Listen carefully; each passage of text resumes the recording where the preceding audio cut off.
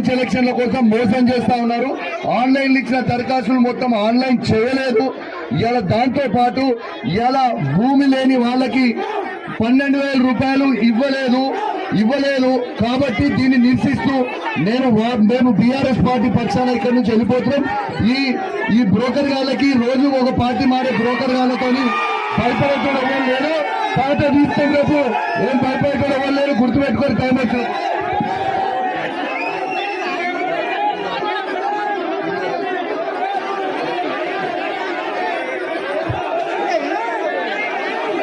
నేను కాంగ్రెస్ పార్టీలో ఎవరినంటే BRS party నుంచి కాంగ్రెస్ పార్టీలో వచ్చే వాళ్ళన్నా. Thank you.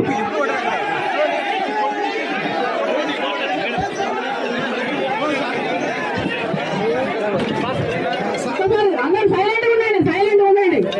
ఇప్పుడు కౌశిక్ రెడ్డి అన్న గారు మాట్లాడిన విషయము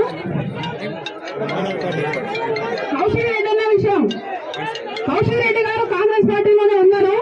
కాంగ్రెస్ పార్టీ వ్యవస్థ మొత్తం తెలుసు. రేవంత్ రెడ్డి గారి విషయం కూడా తెలుసు. ఆయన ఎంత మాట అంటే మాటనే, మా మాట అంటే మడవ తిప్పని మనిషి. అలాంటి వ్యక్తి దగ్గర పనిచేసిన కౌశిక్ రెడ్డి అన్న గారు ఇట్లా మాట్లాడడం కరెక్ట్ కాదని తెలియజేస్తున్నాను.